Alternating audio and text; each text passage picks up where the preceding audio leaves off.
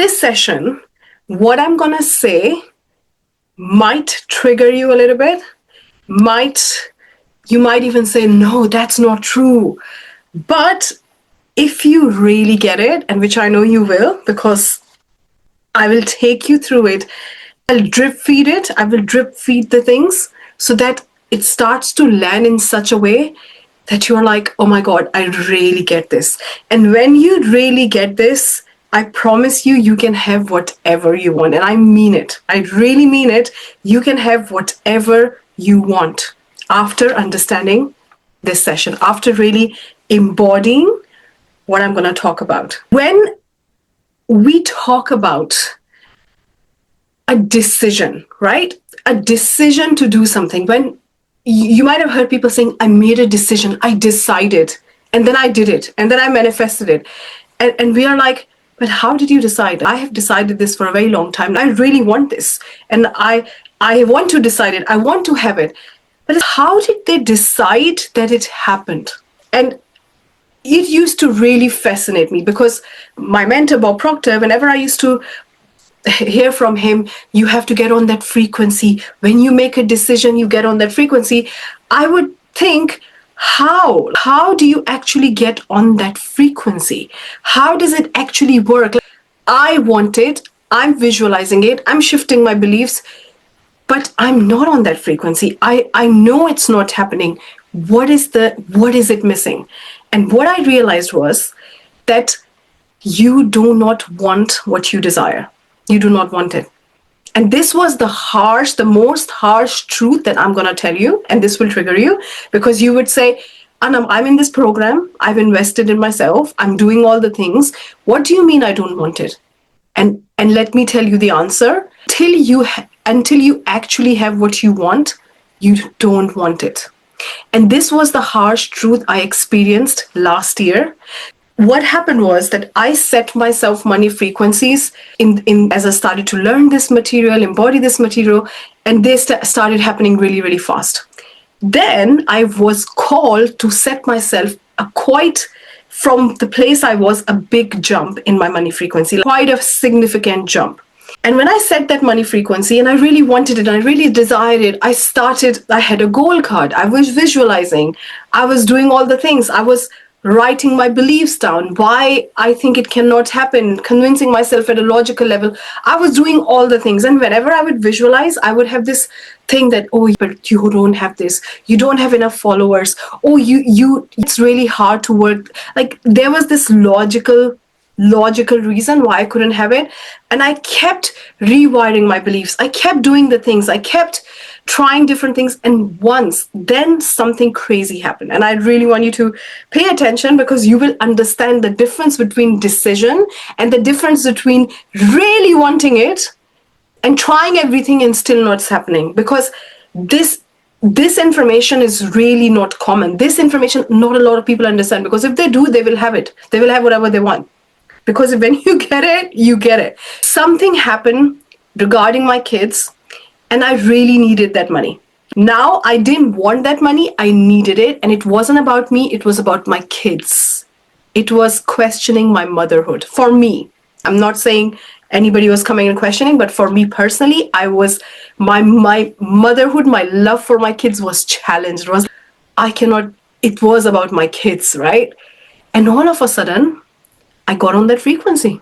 All the things I was telling myself because of this reason and that and this, I forgot about that. And this is really important what I'm saying now.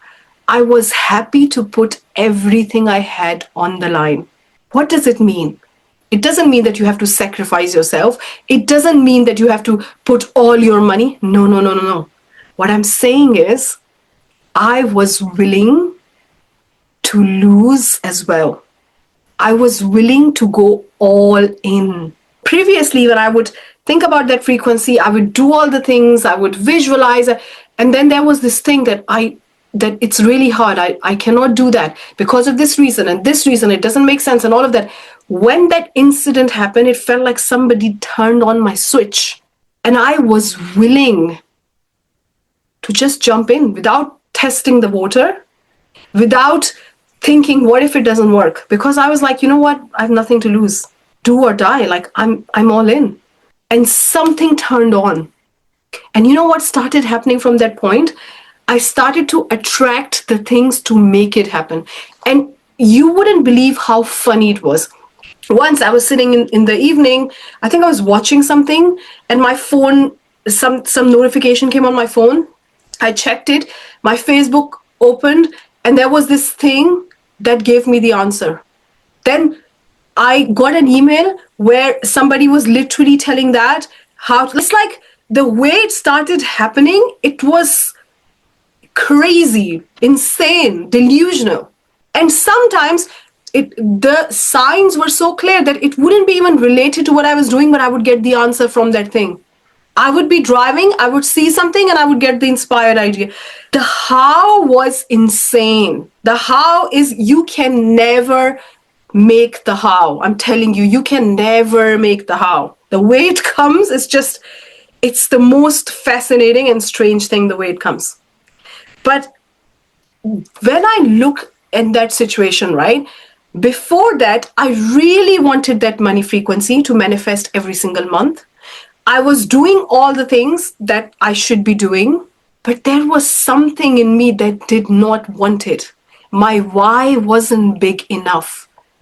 And when you hit a place where you're like, you know what, there's nothing to lose. I'm going all in. I don't care anymore. You just get that shift in you. This is what is required to get on the right frequency. And when you get on the right frequency, you will attract everything to you. In fact, the things that you find, oh, I can't do that, I can't, all of a sudden they'll be so easy. You'll be just like, this is really good, this is fun, I'm doing that. Because you know what? What changes? You stop fearing to lose. You stop fearing that you will lose. You stop fearing that it may not happen. Because even when I was doing all of that, there was, according to logic, and if I call in a statistician and do all the probability and logic, they will tell me, you know what, there's a probability you can die. There's a probability what you're manifesting may not happen according to logic. But when you are willing to be okay with that, because you're like, you know what, I'm all in. I'm jumping. I don't care what's in the water. And in Think and Grow Rich, there's a really powerful example to show this. When Edward Barnes, who was such a poor person that he didn't even have the ticket, or he couldn't afford to pay for the train fare, right? He couldn't afford it. He looked like a tramp. He looked like he's homeless, right? He didn't even have enough money to buy clothes. He was really, really broke. He wanted to be in partnership with Thomas Edison, who was the greatest inventor of his time. And people with a lot of inventions under their name used to come and interview to work with him, and he used to reject them. And this guy doesn't want to work for him. He wants to partner with him. There's a huge difference. Work for him versus partner with him. This guy, Edward Barnes, who doesn't have the ticket, he got on the luggage train because he didn't have a ticket, and he went to Thomas Edison's city. He went to his office, his empire, and asked his secretary that tell Mr. Edison, Edward Barnes is there and he'll be very happy to see me. And his secretary looked at him and was like, doesn't feel like that, but let me go and say that. And when she said to Thomas Edison was like, oh, Edward? Who Edward? Like who? Oh, just call him in. And when Thomas Edison saw him, he literally thought that he was a homeless guy. Like, he's a beggar, he's coming to beg for something. But Thomas Edison said one thing. When I looked in his eyes, there was something there. There was this conviction and faith. There was this electrifying thing which couldn't just make me say, oh, get lost. And Thomas Edison gave him a very small clerical job in his office and said, okay, let's start from here. At that time, that guy didn't say, oh, you know what? His empire seems to be too big. Let me just say I wanna work with him. I shouldn't talk about partnership. He didn't. He had a definite principle, definite aim, definite goal, definite desire. Nothing less, nothing more. That definiteness of purpose. what started to happen was he started working there. And the more he worked there, instead of letting the outer reality tell him this is not possible, what he started doing was he started falling in love with this idea. He started falling in love with it even more. And this is the point I really want to talk about, because this is very, very powerful. When you fall in love with something, and there's a song which I absolutely used to love, it's a very old song, Love Takes Over. Love takes over. When you are looking at your reality, which is not real, and I'm going to talk about it, when you're looking at your situation and you're saying, oh, I can't have this, you are not loving what you want. In fact, my argument, and I know it might be a bit triggering, is you don't even want it. Because if you wanted it, why would you give any space to anything else? It's like if you love your partner or your loved one, you wouldn't go out with anybody else. Why would we give any space to doubt or fear when love takes over? That's what started to happen to him. He started falling in love with it more. He started seeing him more. He started marinating that idea. He started really feeling it in his bones, in his nerves. And then once Thomas Edison made this tool, which was a typewriter for secretaries, and all his distributors told him, like national, like US distributors told him, this is a crap product and we are not going to do distribution or marketing for you. And Thomas Edison was really, really upset. That's when Edward Barnes came and said, I want to be the distributor for this. How did he learn the distribution plan? He was serving coffees and teas and cleaning the floors. His subconscious mind, which knows all the answers, the universal intelligence, the desire. He prepared the distribution plan for a few weeks, presented it to Thomas Edison, and he became his national distributor for the entire United States. And he became a multi-millionaire. And there was a huge, famous logo made by Thomas Edison, distributed by Barnes. But now put yourself in his situation, right? I do it often. It's like, would you go to Thomas Edison's office if you don't even have nice clothes to wear? Would you go to his office, or you would say, you know what, I need to do a course. You know what, I need to learn how to talk to him. You know what, if you're saying that, like I was dabbling before when I said that money frequency, you do not want it. You do not want it yet. You are not ready. You are not a match for it yet. Because becoming a match for it doesn't just mean you're visualizing. What it means is that you are willing to put everything that you're scared of on the line. Everything that you're scared of on the line. I did do that when it came to my kids. But that incident taught me something crazy. That if you are not manifesting your money frequency fast enough, you do not want it. I'm sorry. You tell me all the ideas that you're experiencing, all the things that you're experiencing, you do not want it. You do not want it until you are making that move. You're just jumping in it. You're not scared of losing. You're not wondering, what if it doesn't work? What if I feel embarrassed? What if people think about me this? I don't have this, so I can't have this. Anytime you think anything that is taking you away from that, you do not want it. I'm sorry. My job is to be harsh with you so that I can show you the mirror, but you do not want it until you are all in. I don't care about the circumstances. Napoleon Hill said something which is really powerful. Riches doesn't come from hard work or honesty. Riches do not come from hard work or honesty. So you might be telling me, Anum, you know what? How hard I work? You know how hard I work? But riches don't come from that. Riches come from putting definite demands on yourself. Definite demands. And I put that definite demand on myself when it came to my kids, because I was like, I don't mind if I die. I don't care right now. And we know like how our motherly or parental love come when it comes to our kids.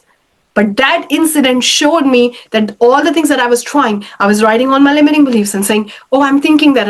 And you know what? I'm reprogramming myself. You don't want it. You know what? I'm trying to change this belief, but it keeps coming back to me. You do not want it. You know what? I'm doing it, but it just gets so weird and I feel so nervous. You do not want it. Because if you want it, you will have it. If you want it enough, if you really want it, you will have it. There is no other way. Because it is on the frequency. It is on the frequency of your decision. I remember when people used to do really one-to-one coaching with Bob Proctor, not in his programs, but one-to-one. He used to often give them these kind of things, like the kind of situation I went in, which was given by God or source, whatever you resonate with more. But I remember with his business partner, she fell in love with the house, which was $60 million, 60, $60 million, right? And she said to him, I don't think it's a good idea to buy it. It's a very expensive house. And he said, how can you do that? How can you say that if you teach this material in my company, like you don't even live by it by yourself? So he said to her, not only you are deciding to buy that house, and now listen to this, it was June when he did that. You are going to send an email to your entire family, not just your parents or your entire family, inviting them to that house, $60 million house, for Christmas. She was sitting in June. It was June. She had 6 months. And he said, send the email today, now. And she was like, you know what, Bob, it's not a prudent idea. Instead of saying it was a silly because he was getting annoyed, she said, it's not a prudent idea. It's not a wise idea to buy such a house. He was like, are you sending the email or you're not sending it? And she said, when I typed the email and I was pressing send, my heart was sinking. Like I rather would have died than press send. Because now she's inviting her family to the house that she doesn't even own. She doesn't even have money for. But what happened? He made her take a decision where she went and jumped. Would it be embarrassment if she wouldn't have that house by December and everybody's supposed to come there and she would email them again and say, I'm really sorry, but that was a big fantasy that didn't come through and I failed. Oh, so I'm sorry, just come to my old house. Of course that would be right. That would be really embarrassing. But why did Bob Proctor make her do that? Because there is a power in decision. But what happens is we think, oh, I have decided, I have decided, look, I'm doing the work. No, you don't. Until you make a move, where do you jump? Where every part of you is telling you, you know what, you can fail. You know what, it won't work. You know what? And you're like, I'm doing it. I don't care. I'm taking the steps. I'm going all in. I'm putting things on the line. I'm putting my maybe your image, maybe something else, like, you know, those bold and big moves where you show universe, God, source that you're all in, where you act in alignment. Now the question is, how do I know I'm acting in the alignment? How do I know I'm doing the things? You are doing that when you are so fully attuned mentally in your vision that you have no space to doubt. Because this is really, really important. Your mind, your thoughts translates into your feeling and they translate into your action. I don't care how much you are disciplined or how much you say, you know what, I always act. I'm a great action taker. If your thoughts and your mind is not locked into that vision, how much action you take, it doesn't even matter. Because you are driving a car where the address is wrong. So I don't care if you are a 16-hour driver. You would still get to the address that you have set it. When you lock yourself into that vision where I remember that state, I was like, there is no space right now for the doubts because it has to work. With Bob Proctor's business partner, she has sent an invite now. It has to work. If it doesn't work, there is no way because it has to work. When there is no plan B, when there is nothing, when you have burned the boats, there is no going back. When you're all in and becoming a match and being on that frequency and making that decision also means you are okay with losing. Not that you're manifesting losing and all you're thinking about it losing.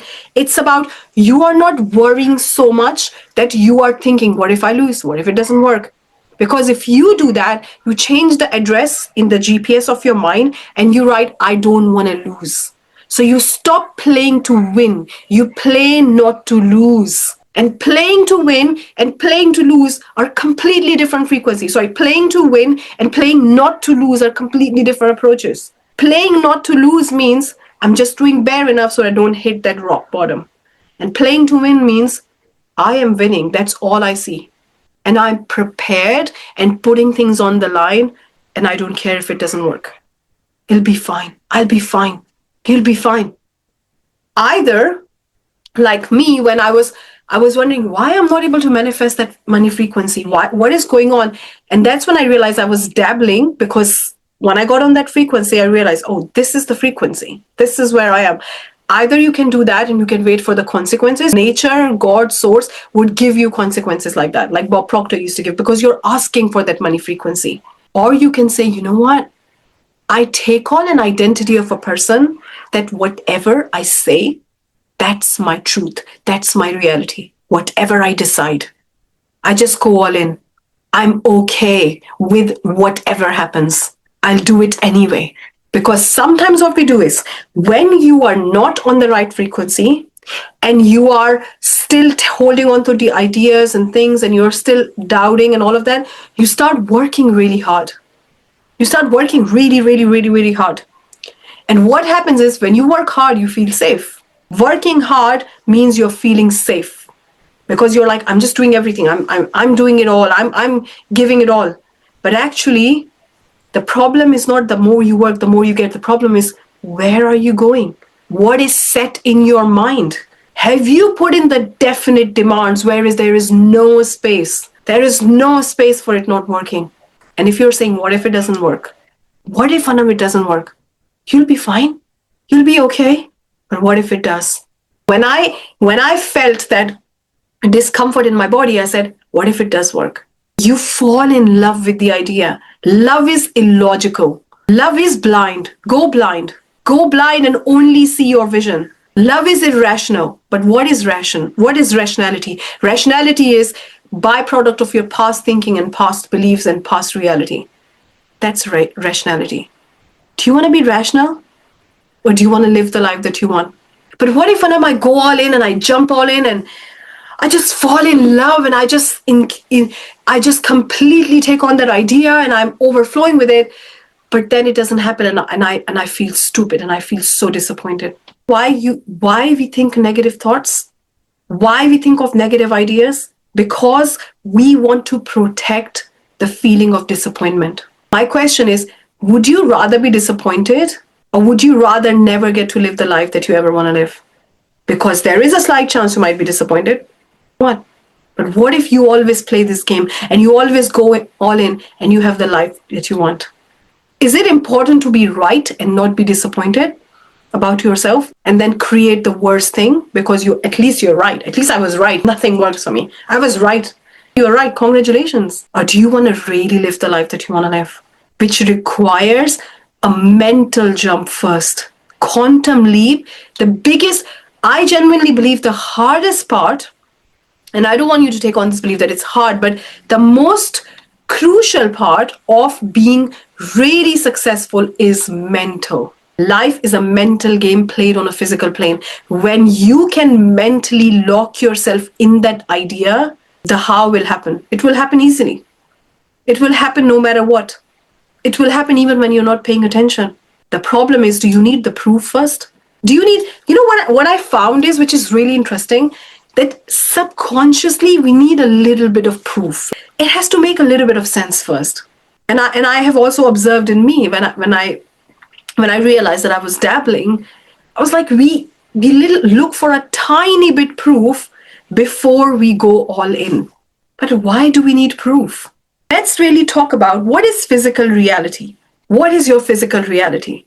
Your physical reality literally doesn't exist.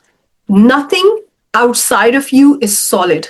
Nothing outside of you is still. Everything is vibrating on a certain frequency, and nothing outside of you is solid, because everything is made of atoms which are constantly moving. So even the ground that you walk in, it's not solid. Why does it feel solid? Because the atoms of your feet are pushing against it, and then it's giving you a reverse force, and you both are pushing each other, and then your feet stands on that. The colors that you see, red, brown, green, they're not real. Based on how the light waves are moving and their movement, your brain gives them a different color based on their movement. What is reality? Why are we so obsessed with our current reality when actually everything that you're experiencing is what your brain is decoding? It's decoding. This light rays is entering. This is how it's moving. It's green color. This is how it's moving. It's red color. There is no such thing as red color. Never existed. What if you take on another identity that I decide what my reality is? I don't care about what is in the physical. I tap into that. I decide this is me, this is my truth. I don't care. I fall in love with what I want. And unless you are really in love and you give it all your love and you're not thinking about the opposite, you are loyal to that. Because you cannot, I love this. I think it was Neville Goddard who talked about this. You cannot worship two gods. Either you're worshiping your vision or you're worshiping the opposite. You cannot worship two things at the, you cannot go in two directions at the same time. Why would we not be loyal to what we really desire? And that is about jumping all in. The craziest part I found was that I knew what I needed to do, but I wasn't doing it because deep down I didn't really want it. What I wanted more was being safe. What I wanted more was not have the discomfort. I wasn't fully loyal to the vision.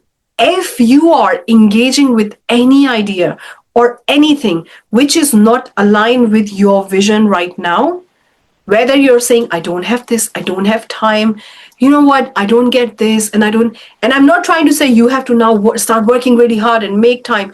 No, I just want you to take the first step and get on the decision frequency.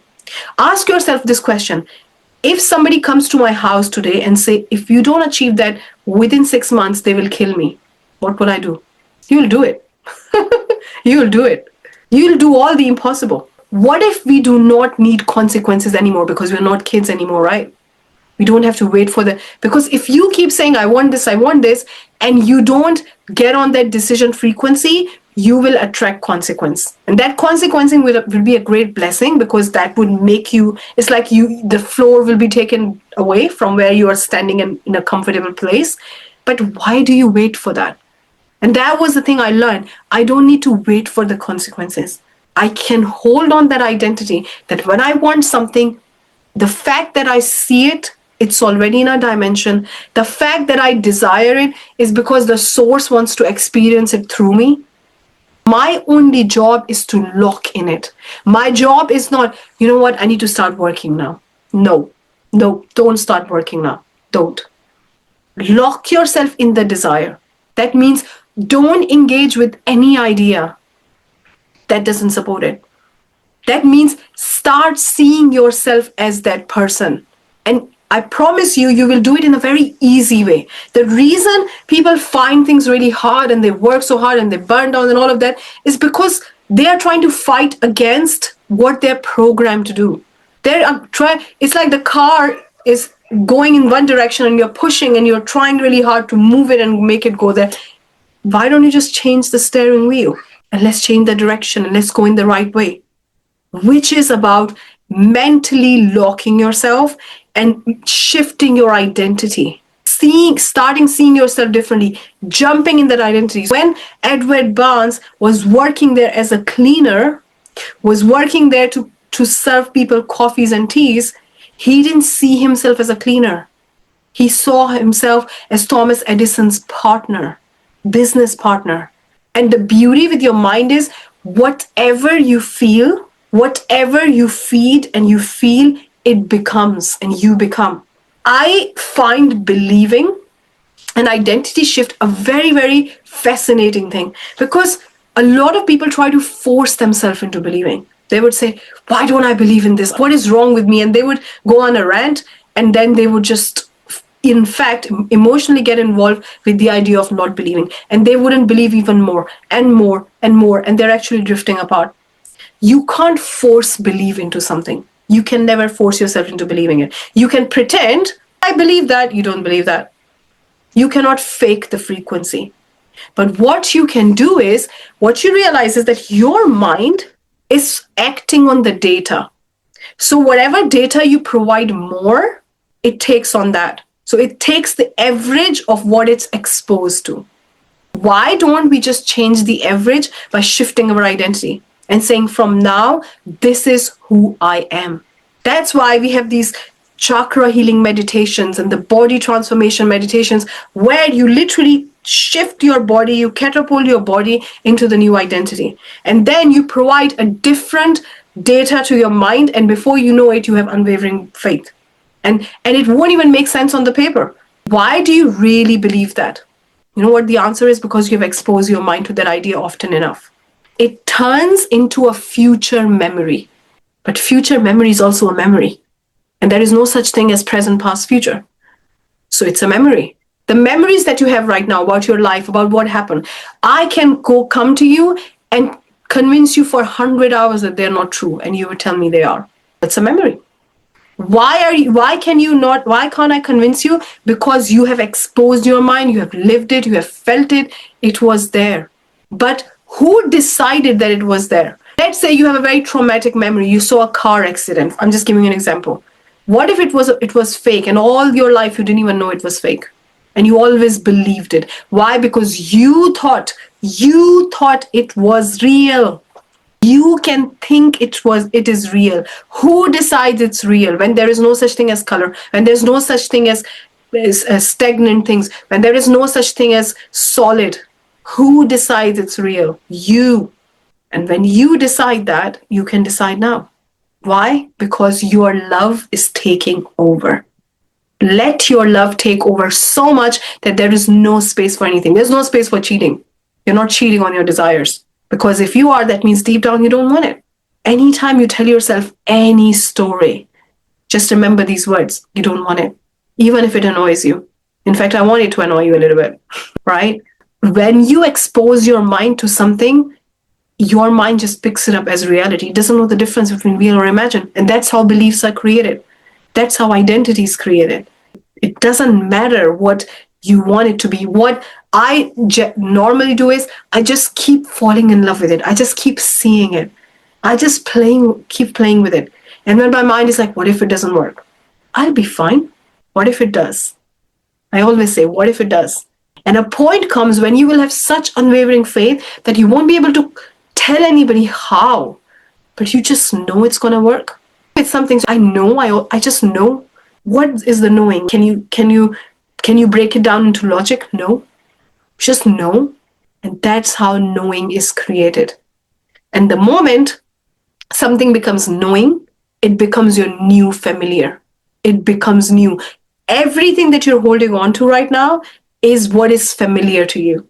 When you change the familiar, when you change what you have normalized for yourself. If I ask you this question, when you go home, or let's say you're out all day and I say, when you go home, do you expect a tidy house or there'll be a mess? Your answer will be based on what is familiar to you. You would think, oh, my partner is like that and my kids are like that. That's familiar to you right now. Can you change that? Absolutely. Why do you expect that and why it happens? Because that's familiar, that has always happened, and you think it's going to happen, and it does happen, and you're a walking, talking match. All we are doing is we're changing what is familiar. If Jeff Bezos finds out that he's going to make 1 billion next year, that'll be too low for him. Why? Because his familiar is a lot more. If you find out you're making 1 billion next year, you'll be very happy, right? Probably. Why is it not too low? Why wouldn't it make you sad? Because your familiar is different. So all you're doing is changing familiar by giving different data to your mind. And we don't just momentarily change it, we just jump all in. What are we going to lose? Why are we tiptoeing when we are going to make it safely to death anyway? What are we scared of? Anytime there is something that you're protecting, there is something that you're not really wanting, ask yourself this question. What am I avoiding? What am I scared of? What if I jumped all in? What if somebody comes to me and says, I'll kill you if you don't do it? What would I do? You will find, the way I saw myself, I found all the ways. Like, it just happened. And it wasn't harder. No, I just was on the right frequency. Like Bob Proctor used to give consequences. You don't have to have consequences. You can give yourself consequence and write that email, tell that, announce that, put that, wherever, you can do that.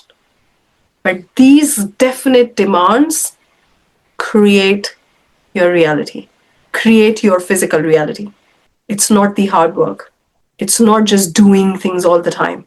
It's locking yourself. When something is locked, there is no space. There is no space with your vision.